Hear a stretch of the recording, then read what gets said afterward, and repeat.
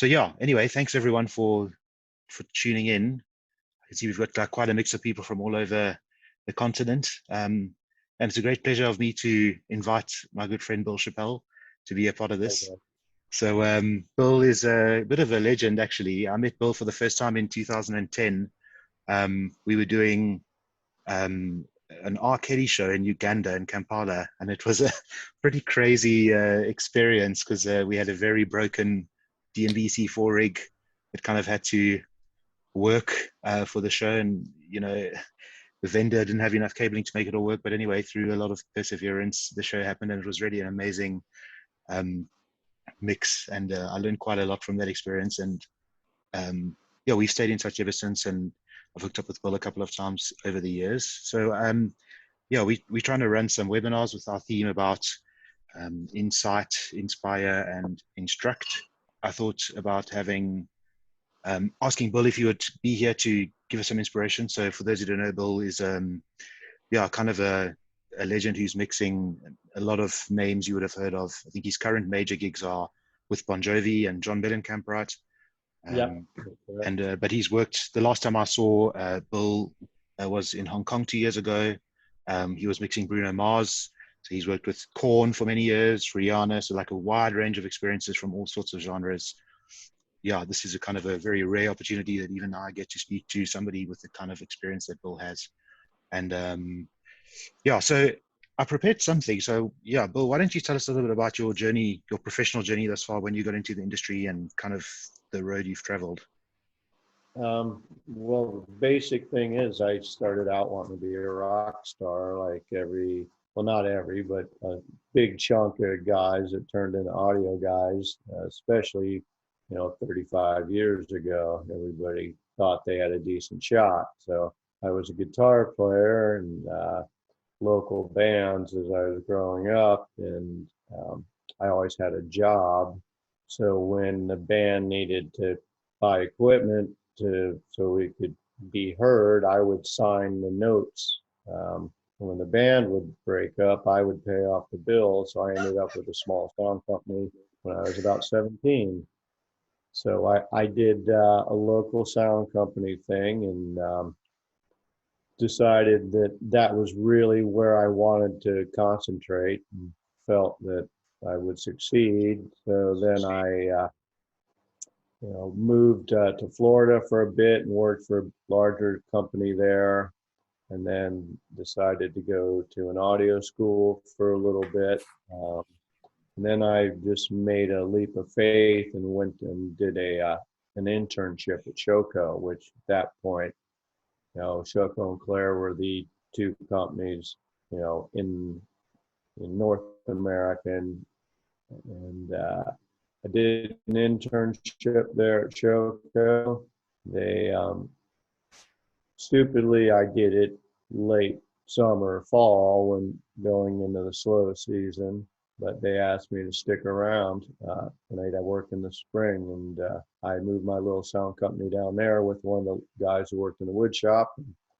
Lasted till spring, and then I got a call to go do the Moody Blues, and that was the beginning of me doing large scale touring. I went from Moody Blues to James Taylor to Kiss, back to James Taylor, Little Feat, and worked my way up as a technician to a monitor engineer, and then I was a monitor guy. I did ZZ Top for many years, and the guy who mixed front of house for ZZ was ML Procise, who was quite a figure in the business, and he let me mix some of the opening acts because I kind of bugged him, I guess, and by doing those opening acts, I showed some people that I could mix front of house. So I moved to front of house full time in like 94, 95.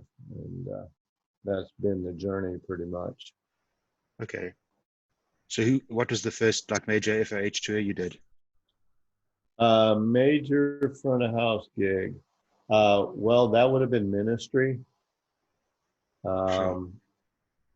I'd been out as a monitor tech on that tour.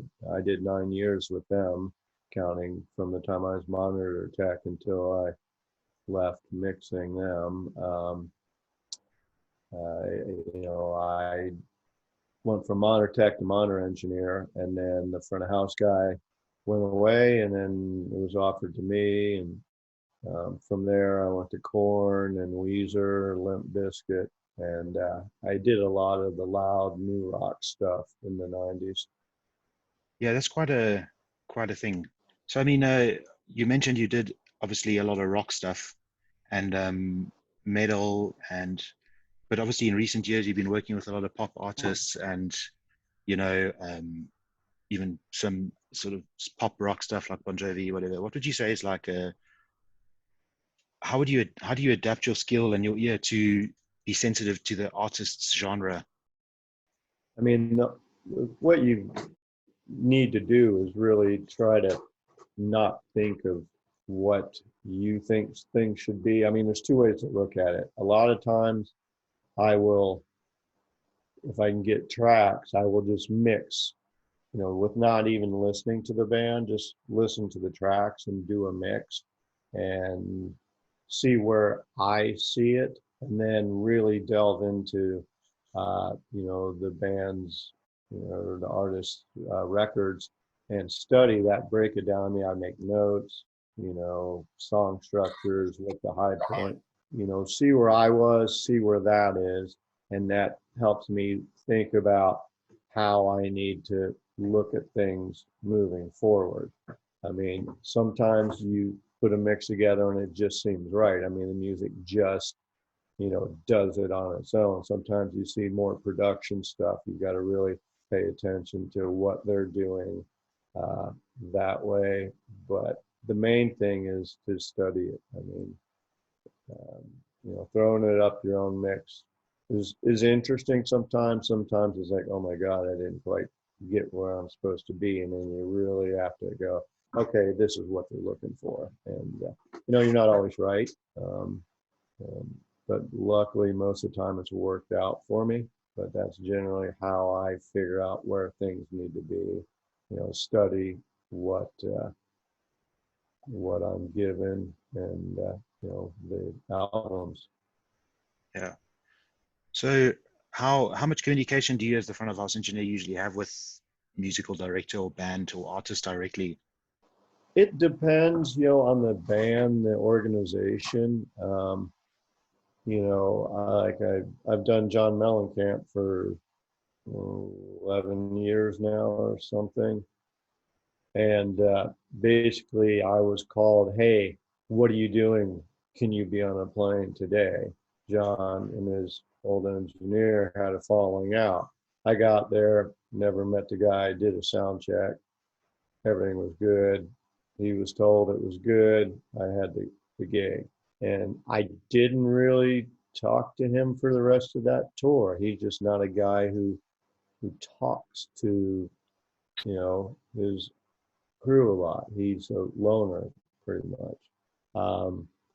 And that started that way, but over the years, he's gotten comfortable with me, so he talks to me. Other people like John Bon Jovi, soon as first rehearsal I went to, he came up, talked to me. Why you're here. This is what I expect, and this is how we do things. I work hard. I expect you to work hard. And I said, well, we're not going to have a problem. That's how I do it, and we've, that's been 8 or 9 years at this point.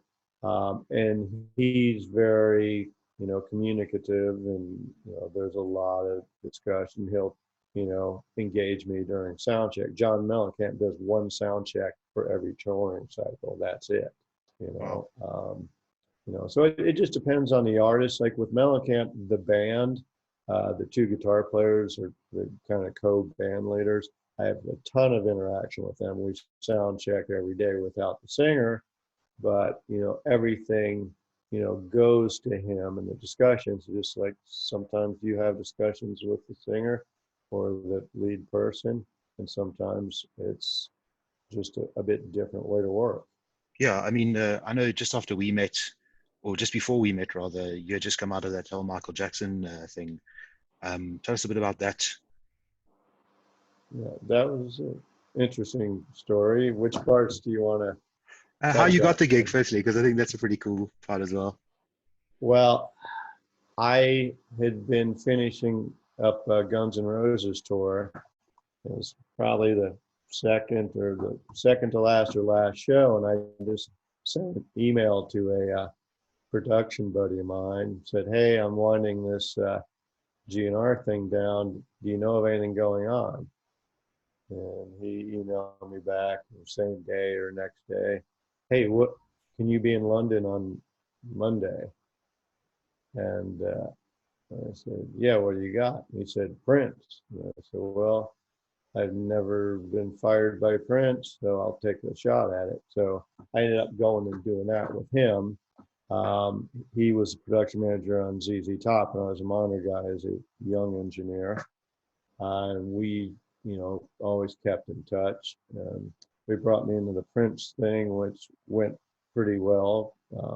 Prince can be uh, an interesting guy to deal with.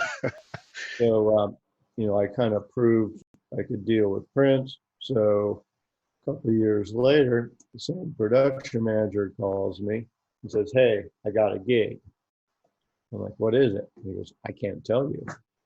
I'm like, "What do you mean you can't tell me?" He goes, "Well, if I tell you, everybody in the industry is after this and someone will sink you."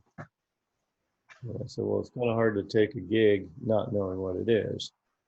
And he goes, "Yeah, I know." I said, "Are you doing it?" He said, "Yes." I said, "So I'm in." So he gave up a 25-year job to do that. So I trusted him.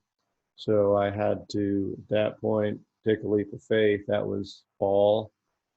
And I wasn't told until February or March, what the gig was. I had to do specs for a show that I'd never done, so for bidding, didn't even know what it was. So that was an interesting start. But once I got there, it was great. People were great. And your role in the production of the movie and documenting that whole thing? I multi-tracked every rehearsal. Um, and the night before Michael died was pretty much, me and a couple of my audio guys were the last guys to see him. We, powered down, kind of just were hanging out and walking out the back door and saw Michael leave, waved, said bye.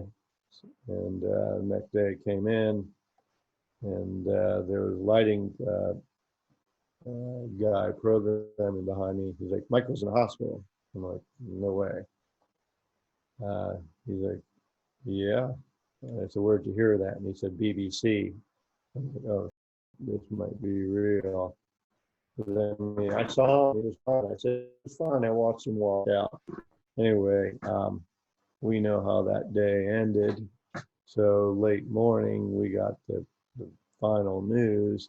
At that point, the production manager came up to me and said, uh, "The lawyers will be here soon," because I had the last recordings of Michael Jackson. So I turned them over. We did a 2-day loadout. I went home for a couple of days, and then I got called to come back for the funeral.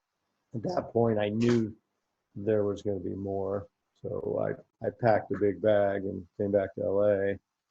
And as soon as the funeral was over, the AEG guys got with me and wanted me to start archiving stuff. So the archiving turned into, archiving, matching up with video, and then it was, sold to Sony, which was a good thing because that was Michael's label, and the guy who was involved wanted to see things done right. So as they made the movie, I was kind of sold along with the tracks to Sony, and that was a crazy experience being dropped into something that you've never done, um, with such gravity to it. And the fact that you can hire lots of picture editors, but only one guy who knows all the audio can never really leave. So it was basically a 20-hour, 7-day-a-week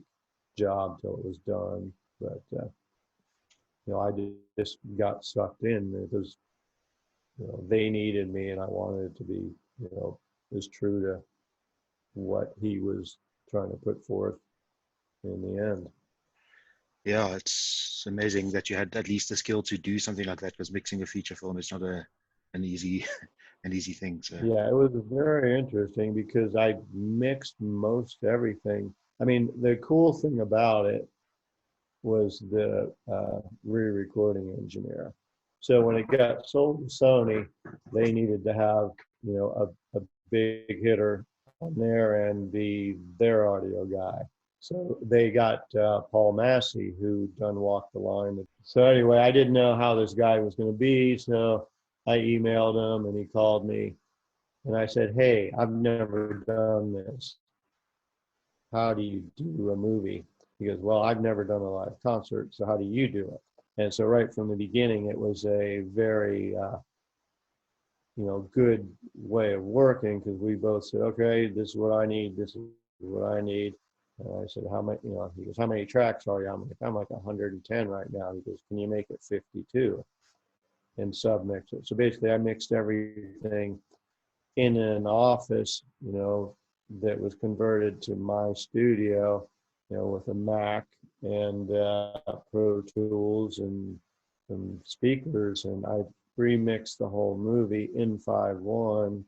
But when it goes from the virtual session to the mixing stage, all your 5.1 goes away. So what I would do is I would do what I thought was right, and then the MD, Michael Bearden, would come in and sit with me, and we would go through where I was, and then he and I would tweak it. Then I would send it to Paul, and he'd throw it up on, well, he'd listen to my 5.1 and then throw it up on the sound stage, and because then he would have to redo all the panning and the reverbs, but my levels were basically there, and EQs, compression, everything was done. And then he and I would sit there and, passes through and print it. So it was really good that, I got the information from him of what he needed. So when we got together, it actually flowed quickly. yeah, so you've seen a lot. I mean, since '95, mixing FOH and involved since the '80s. So I mean, what do you think live sound as an industry and as a craft today compared to 20 years ago? Do you think that there's been genuine progress in the quality of the end result, compared to, when you guys were touring with the stack of flashlight or prism or whatever it was in those days? Or do you think that people have become over reliant on technology to produce something that's maybe now far easier to do than it was back in the day? Um, I think the technological advances have made it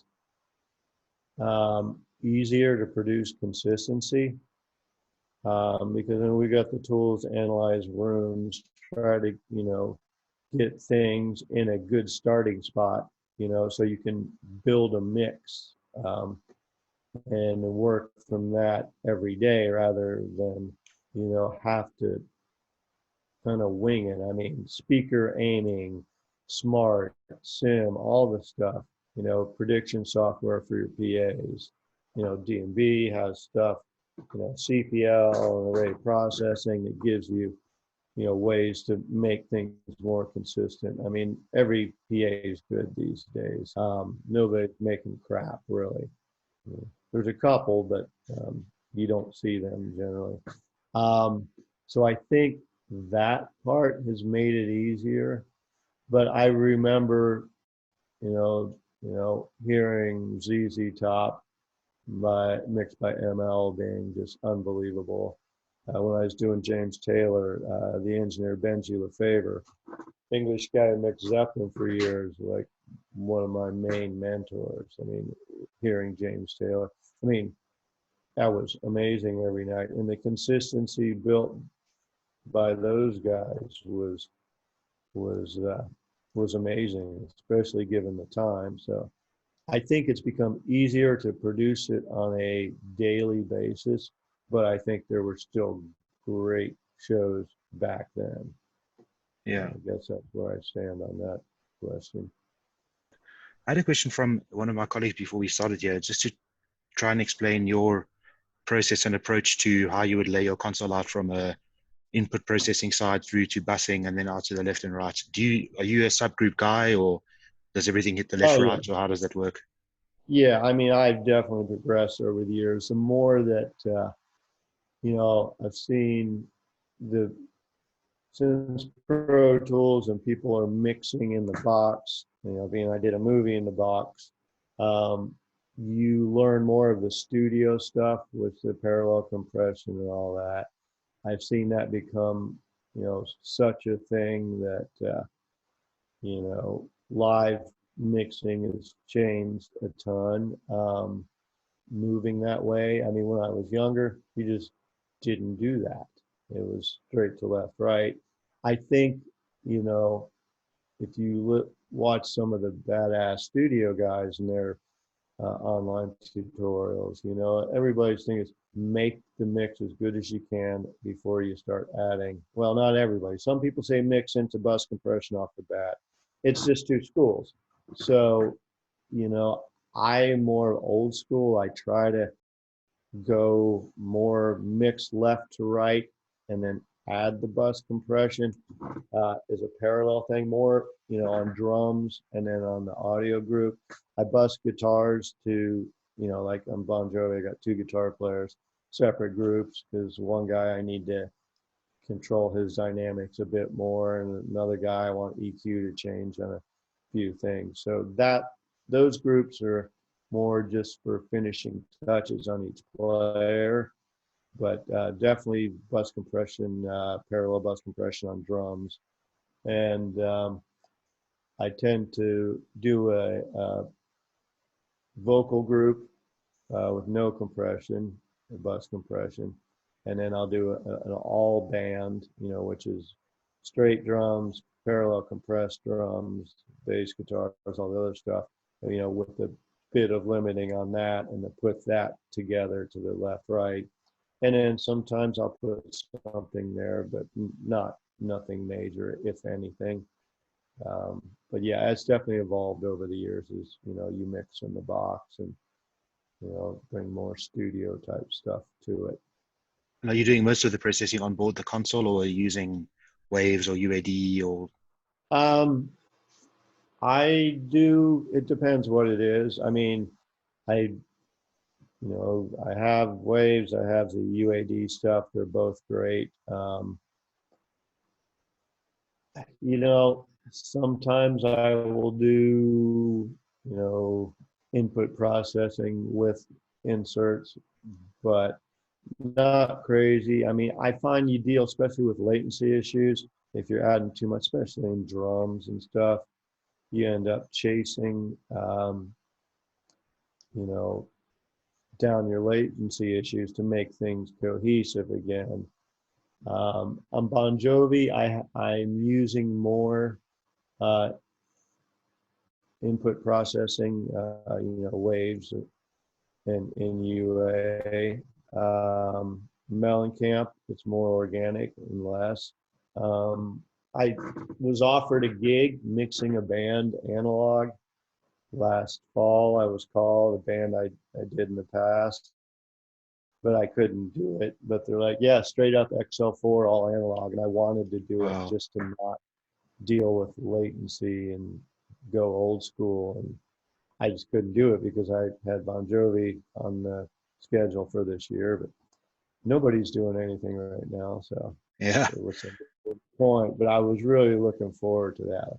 I don't have to have a calculator out and do math, and do I have this here and there. I mean, I'm lucky. I work with some really good system engineers, that are super helpful. You nobody's perfect. We're all idiots. We do things. All of a sudden, why the hell did that go weird on me? And I have one guy, he and I have just gone through my Bon Jovi session, and you just find the little things like that bring, things back to sounding analog, because you're like, oh, it's a little off. So yeah, I try not to go crazy on input stuff. They say, latency compensation, but it doesn't work. You have to go through it. And, Yeah. so I'll have delays, on my groups aligning my, bass or my guitars to my drums after, the parallel compression group is delayed to the straight, clean it up to make it right. That Yeah. gets messy.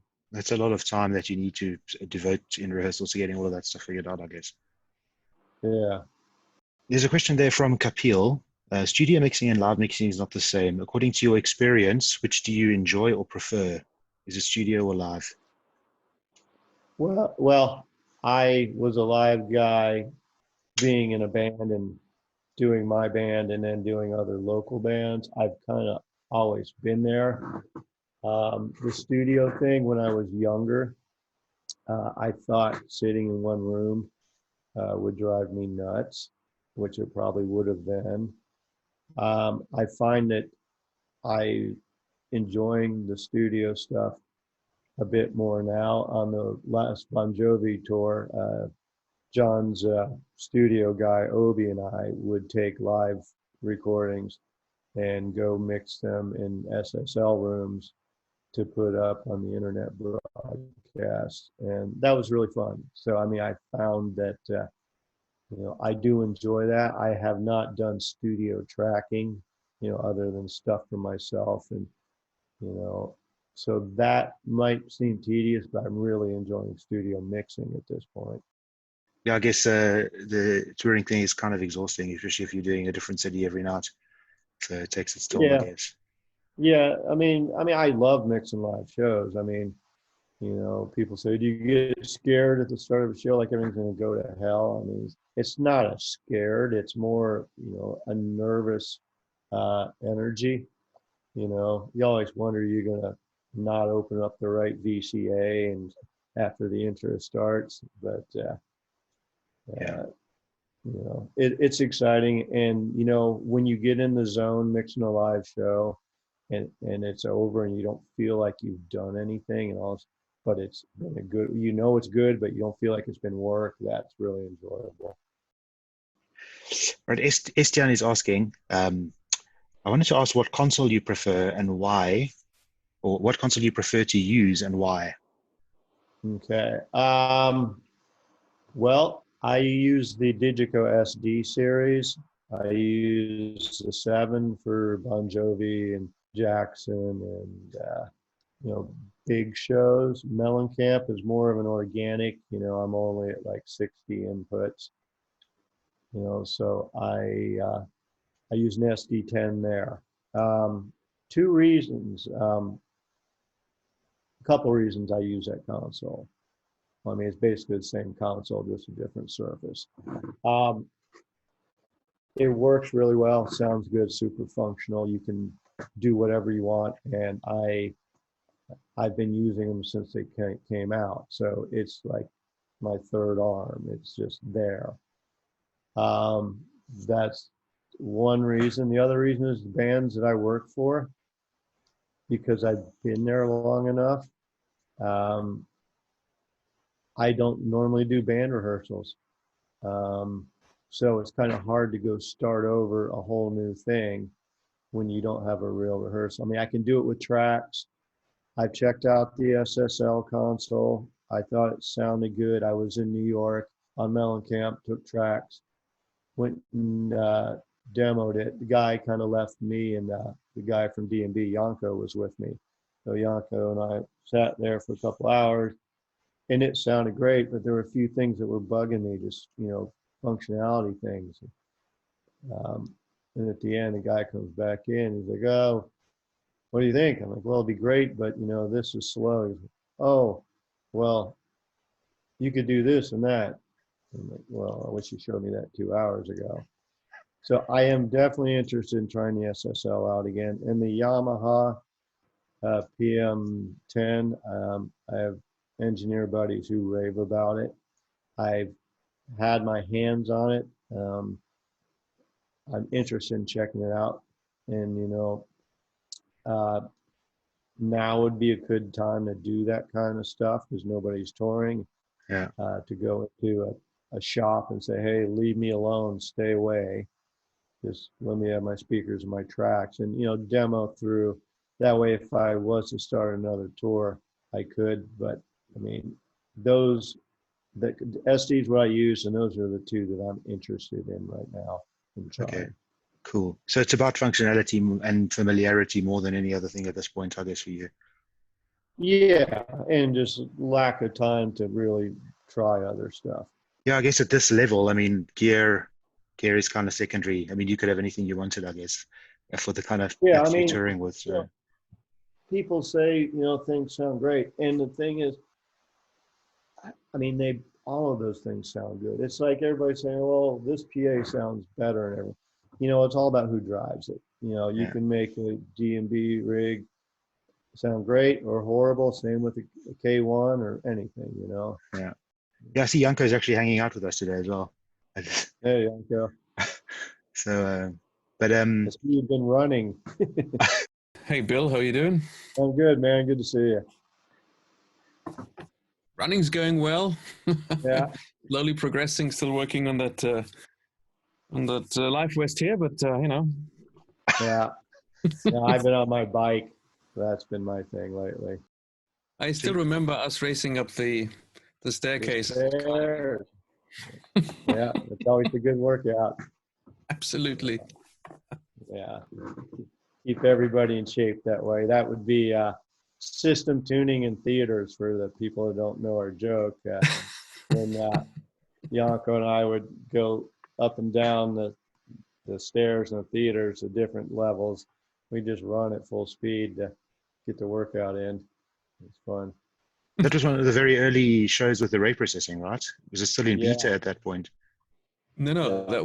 that was the first official show the first ever show in the US with array processing. So that was right after ProLight and Sound 2015. I think ProLight and Sound was like mid-April. And on that Saturday or something of that week, I got on a plane and met you guys. And Monday, I don't know what it was, in New York City. Yep. But that was a first for everybody. And there's a lot of stairs in Carnegie Hall. Yeah, that's amazing. A lot of levels. Yeah, that was great. An enjoyable gig. We have a question, one more from Linton here, which we kind of touched on already, but he says, what's your approach on working or mixing a new client? Do you have a routine? Yeah, the routine would basically get a set list or a proposed song list and get copies of all those albums, or any live recordings that you can get. And then also ask management if there's multi-tracks from any other people who've recorded live stuff. Basically listen to the music and make notes, and figure out a plan to build the mix based on your notes and what you're hearing. Yeah. Some bands are pretty straightforward. I mean, Green Day, three guys. I mean, I did them back, in the 90s, and, they were awesome, great to mix, but it was turn it on and let it go. I mean, Yeah.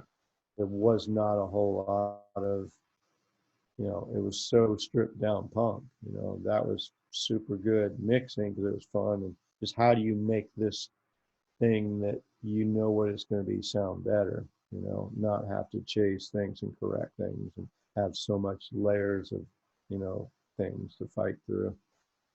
Fun. Yeah. What would you say is the most important thing that a young engineer needs to consider as they're rising up the ranks? I mean, a lot of the guys that are part of this discussion today are kind of, operating as a, engineer in a rental company or in a church or something and looking for the next step in their career. Like, what would you say is an important skill to attain, and an attitude to work on to work your way up the industry? Well, there's a couple skills. I mean, first of all is your audio prowess. You really gotta learn the basics, but now everything changes so fast. Trying to keep up with the technology, you need to really, do that. Learn the audio basics, keep up with the technology. You have to, figure out your work ethic and, how to work hard to get better at what you do. Also deal with the politics, because a lot of things now as an engineer. I mean, at a rental company, you want to try to look for the gigs that you can do that may move you into a more mixing position. I mean, that's what I did at Shoko. Always be ready to jump in and be helpful. Always treat artists, well. You never know who's going to be blowing up. You got to learn the politics and how to deal with management and producers and all that type of stuff. What was the second part of the question? It was just about technical skills that you think are important for young engineers to work on these days. Yeah, well, the technical skills, I mean, is, learning gain structure. I mean, that's what Benji Lefebvre drilled into me. Gain structure, gain structure, gain structure.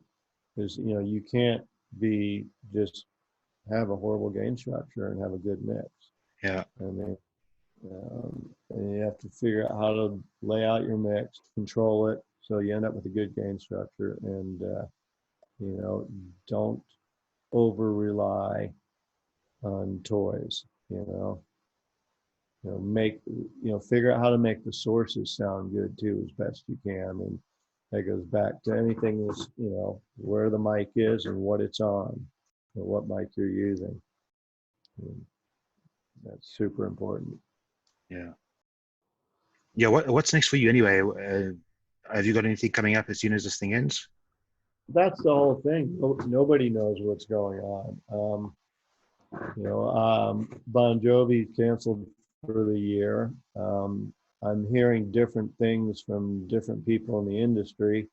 I mean, some people say, it'll be fall. I really have a hard time believing that. I mean, Janko, over in Europe, they're canceling everything, correct?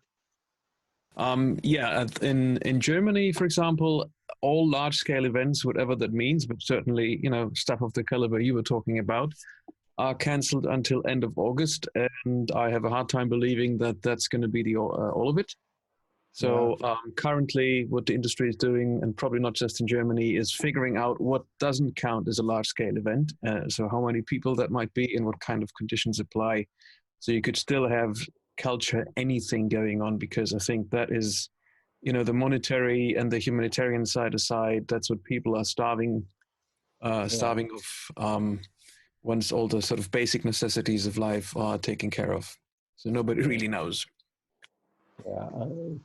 I mean, I hear people, talking to promoters saying they want to put large acts in small venues at 1/3 capacity, but I just don't know that that's a realistic thing, because, a lot of those acts are not young guys and they're at risk too. So I don't know that we'll see anything for a while. What's going on in South Africa? Well, I think from last week, our government lowered the lockdown level, as they call it, to level 4. So they've kind of permitted certain things. The government took a stance really early on to close a whole lot of stuff down completely. So from the end of March till the 1st of May, for example, our company hasn't been allowed to trade because it's not classed as an essential service. But those restrictions are being lifted now. But yeah, when we service a lot of kind of, let's call it mega church clients that are hosting large gatherings as a function of what they do, and some of those guys are telling me they're preparing to do church in a streaming or an online sort of sense until the end of the year. So I think it's interesting times that we're living in. It's really uncertain. So yeah, I think it's going to be tough on our industry for at least 2 years or longer. Because until there's a vaccine that works, we're not going to have big shows. Yeah. I think we have to just stay positive and work on our skills and have these kind of conversations, so that when we get back into it, that we're equipped with something that we didn't know before. So at least that's the kind of outlook that I'm trying to place. I don't know about the US or South Africa or some other country, but in Germany, what is being tried at the moment is, even though it's not our most preferred thing because it doesn't involve, you know, PAs and stages. They're doing stuff in auto cinemas. So Yeah, I saw that. I saw that. partially Yeah. they're projecting stuff onto the screen that they have there. So this whole scene is experienced a revival because nobody was really interested for the last, I don't know, 30 years or something. Those sites decayed or were demolished or, you know, have buildings on them now. But there are some acts that are going to play live there somehow. I mean, you certainly have the width. Yeah. Some are sort of being televised, telecast on the screen. Problem is, usually there's no PA system set up, so they use the local FM transmitter, and people can listen to the mix in their cars on whatever they have in their cars. So the It's a first big complaint, challenge. there's no impact. Well, of course there's no impact because your speaker is this big. So Yeah. sonical issues set aside, so it doesn't really give you the live experience, and you have to stay in your car, and you know, it's just not that thing. So let's see how that goes. Yeah, I mean, it's great that people are getting to see some live performance, live-ish, but yeah, it'll make you want to work on your little studio mixing on your small speakers for that gig. But I mean, I just, you know, you'd have to park a ton of cars to make enough money to get a big guy to go do that. I mean, it's cool, but I don't see it being the answer. Yeah. Yeah, we've certainly seen a lot of like lockdown disco kind of things going on here where people are doing live streaming events. But I mean, I think there's something about, you know, being in a big crowd and feeling, you know, 21-inch drivers Oh tickle your yeah, chest. So funny seeing all the frustrated sound guys on Facebook. I see guys posting like, "I'm so bored, I'm ready to put waves on my toaster." You know, I mean, people are just losing their minds because they're not doing what they normally do. So yeah, I mean, I'm lucky. I'm stuck out at my family farm, so I got plenty to do, so I'm not bored. But I, feeding uh, horses and cows. yeah. What's the other question you had? How much are your clients reviewing your work? So the question, I guess, directly translates to how much are they trusting your ability as an ear or trusting your ability as an engineer? You know, it depends on the artist, but I find that there's definitely a probationary period with every one of them. Um, you know, like John Mellencamp, he um, he would hear the feedback from his manager and friends and family, and you know, he never asked for a show tape or anything. He's like, "Oh, it's good. Everybody's happy.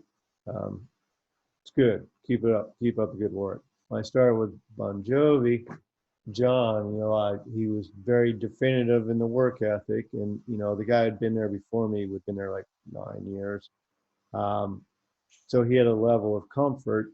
And so a new guy comes in, he doesn't know. He was, you know, watching the show DVD with my mix on it every night, you know, and I, you know, get a comment here and there, but one day I was walking down the hall and he was sitting outside the dressing room signing merch for the meet and greet. He's like, "Hey, come over here a minute." I'm like, "Yeah, what's up?" He goes, "Well, my voice was kind of dry last night." And the DVD, I'm like, "Dude, that room was a mess." I said, "I'm just trying to keep your voice where it needs to be. If I put the normal reverb and, you know, delay stuff on, it would have just been lost." He's like, "Oh, okay, I get that." He goes, "Yeah, and Tico, Tom 2 sounds a little funny." I was like, "What? Tom 2 sounds a little funny? You're the lead singer and you're talking to me about Tom 2?" He's like, "Yeah, it doesn't sound right." I go, "Yeah, I know." I said, "Joe, the drum tech's killing himself trying to make that right. We try to, you know, get that drum every day. It's killing us." He goes, "Oh, okay." About 4 days later, I walk into production. Production manager goes, "Hey, there's a new drum kit on the way." So, I mean, some guys are all over paying attention. They're noticers, or, you know, that was early on, you know, my first year there. I definitely don't have him paying that much attention now because he's more, you know, comfortable. But yeah, you have it all over the place from guys, but it's not necessarily a bad thing either, you know. But sometimes it can be painful. You know, Prince was, he wanted the 2 track of every day, and his ideas were kind of interesting sometimes. So yeah, Yeah, I've heard a it lot could of be good or stories about bad. Prince. Yeah, there's some funny ones. There's one more question with topic, because you're obviously mixing live and not DVD, but do the mixes translate well on the board recordings? So Sorry. if you're printing a DVD for John Bon Jovi to listen to, for example, how well do your mixes translate? Because obviously, you know, a big Yeah, PA. Do you have like a mastering, like a bus or a process, like a yeah, change setup? I do have a mastering limiter across the record bus to DVD, but it's nothing crazy. It's not hugely different. I mean, if you listen to Bon Jovi records, you didn't hear that in the early ones. You listen to the new records, they're squashed like Yeah, all records are now.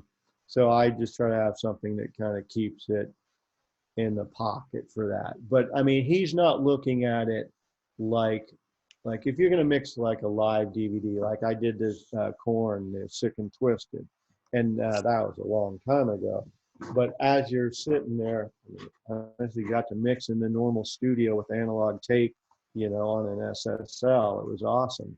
yeah, But you know, when you're sitting there watching a video that's cut like that, you change things because, like, you know, John gets a front of house video that shows the whole show. It's not like he's getting a super chopped up. It's so, you know, it's chopped, but not like a normal DVD would be or a video. But when you mix, so that translates because he's just watching a rock show, you yeah, know.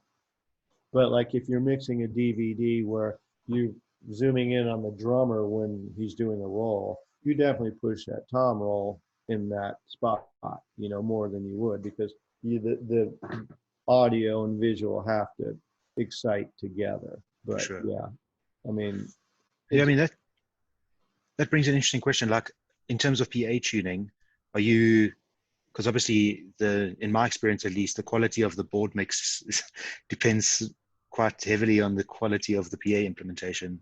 Because obviously a bad implementation would translate, you know, differently than a well-tuned PA, if you get what I'm saying. So what kind of target frequency response are you chasing, or sort of PA deployment well, I mean, goals? that goes back to the earlier thing of, you know, old PA versus new PA. Now, you try to get a version of flat, whether it's true flat or my version of flat or Uh-huh. another engineer's version of flat. I mean, I do try to tune it fairly flat with the bump in the low end. Um, but, you know, the low end bump is something that you can change based on. So say you've got an artist like Bon Jovi, 35, 40-year career, early records, Runaway did not have a big fat ass kick drum like the new stuff, you Yeah, know. So in my mix, I can change that, you know. Do I feed the subs off an aux? Do I have my left, right, go to matrices and I can just drop my sub matrix outputs down for that song? I mean, you know, I think you have to have a version of flat, you know, how flat. I mean, some guys, like old school guys, don't even want to even look at smart. I mean, it's weird. When I was younger and a monitor guy, I could tell you every damn frequency that squeaked out. yeah, I'm not a monitor guy. That's kind of slipped a bit. But the other thing is it slips when you have smart. I mean, I'm probably the last guy who carried a Clark Technic DN6000 on any Claire or 8-day tour, just because, you know, I started using that as a tool and kept it up. And I didn't go to smart for a while. Now it's like, you don't want to live without it because the consistency you can build is amazing. yeah. Kushal is asking, what is the worst experience you've ever had of something that went wrong during a gig, and how did you get over it? um, uh, this is actually a pretty good one. So, Bon Jovi, in my probationary new period. I'm out fairly early in the tour, and there was this bus compression unit that I had across my drum bus, and boy, I thought it was great. So anyway, we're in the middle of the show, and there was a circle stage out in front of the PA that John and Richie would go out and do a couple songs on. And it was one of the big ballads, I forget which one, but they're both out there. And Tico goes around on the drum roll. And as that happened, this compressor just sent this digital craziness through the left, right. It sounded like bombs going off. I mean, it was unbearably loud. And everybody in the whole place just freaked. I mean, it's like, bam, bam, bam, bam. Huge explosions as he's hitting the toms on the big roll. You know, Richie dives on the ground like somebody's shooting at him. John's like, what the hell is that? And I had to mute the PA because I didn't know what it was for a second. I figured it out, I mean, really quick, like in, you know, a second or something. But yeah, the exploding PA in the middle of a ballad, that was pretty memorable. pretty, that piece went out of that rack that day, never to be seen again. But man, that was horrible. I have a recording of it. I play it as a joke sometimes now. Ross says, "Rest in peace." Yeah, like, but I mean, I guess you were able to manage it with them and explain to them what went wrong. And yeah. I got called into the dressing room. Like, what was that? I'm like, yeah, that thing's gone. Sorry, never to be seen again. But yeah, I recovered, obviously. But man, that was hilarious. It was scary. My sister and her husband were behind me. I thought they were gonna have heart attacks because, you know, they're freaking out watching me just go down, you know, in this explosion. Yeah. It was funny. Cool. Any other questions before we wrap up again? I think, yeah, it's really good to have this platform to ask pretty much anything you want to know. Yeah, it was fun. Hope everybody enjoyed it. I don't do this stuff often. Kind of weird. Yeah, you keep a relatively low profile professionally compared to some of your contemporaries out there that are on the, you know, on the Waves webinars every day and whatever. But I mean, yeah, You know, I think it's great, and I watch, you know, some of those. But honestly, like I said, I'm in a farm here. Yeah. My internet's not great, and I got plenty to do. I mean, realistically, I miss doing my job, but it's not like I'm like going nuts, you know, which is a nice thing, I guess. Yeah, for sure. One more question from Estienne. How was it working with Korn? I don't know if you want to from which perspective, Estienne? Yeah, just from just working with him from I guess this was many years ago, but as a band, as people, like in a technical, how were they about their technical setups and production? I've met one of their production managers, Norm, and many years ago in Germany, and it sounded like they were quite pedantic about things. But from your perspective and mixing front of house for them, how were they as people? You know, that was an interesting camp. I was there 9 years. You know, it changed over the years. How I got that gig was their manager at that point used to be a guy who was involved with ministry. So I was in Chicago doing Weezer. We did a radio show, and Weezer and Korn were on the bill.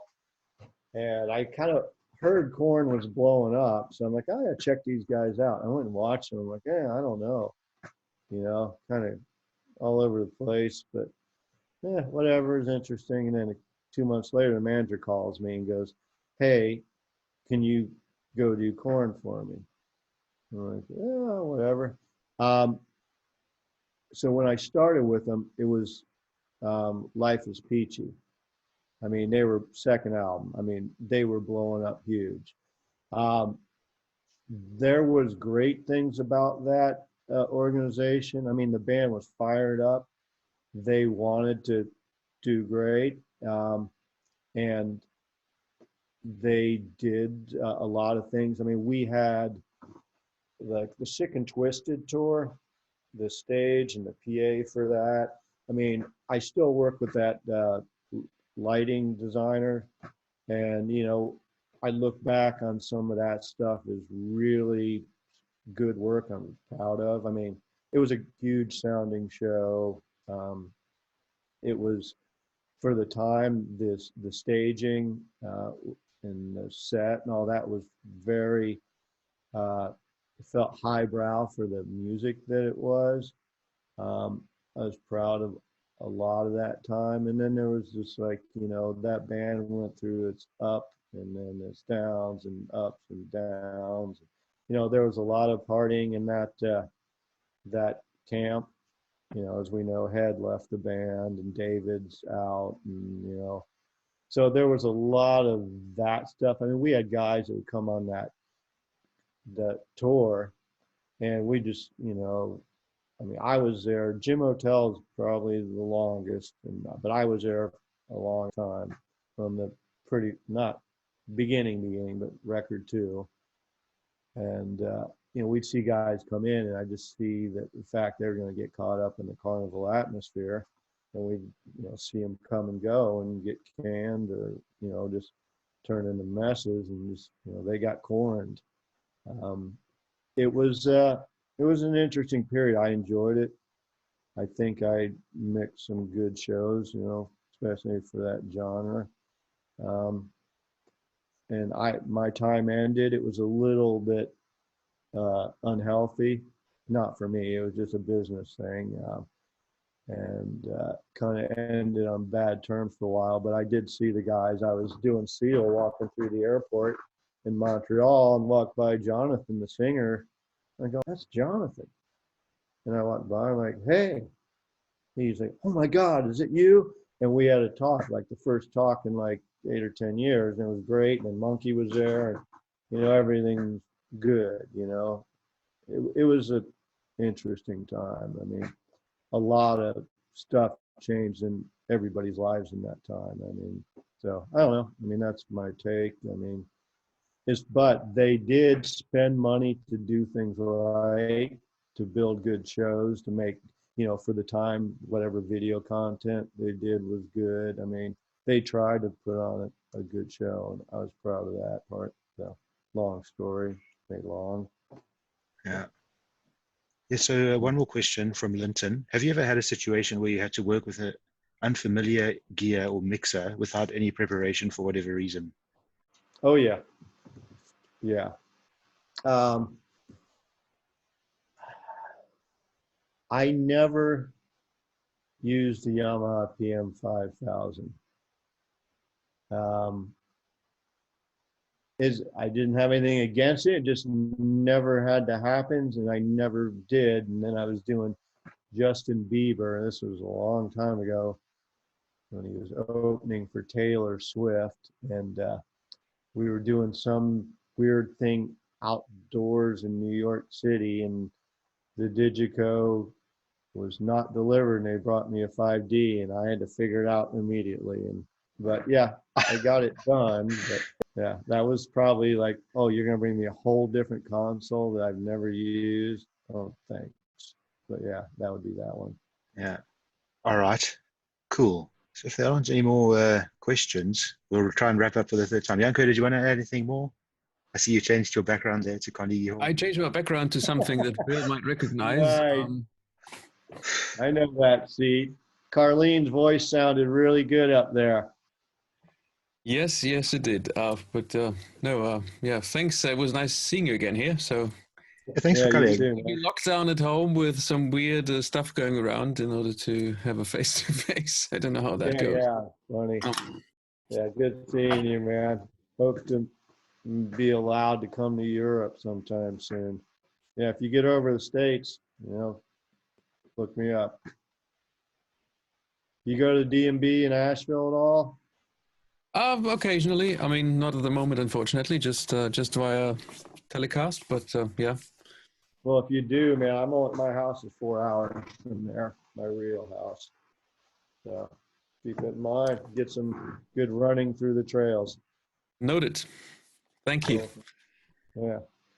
Yeah, thanks again, Bill. I really appreciate this. And you're, yeah, someone, as I said, I really respect and look up to you as an engineer. And thanks for being willing to share information with us. And I look also forward to seeing you again at some point doing a show. Well, thanks. It was fun. Everybody, good luck and keep mixing away. And maybe I'll see you here again. Thanks so much, Bill.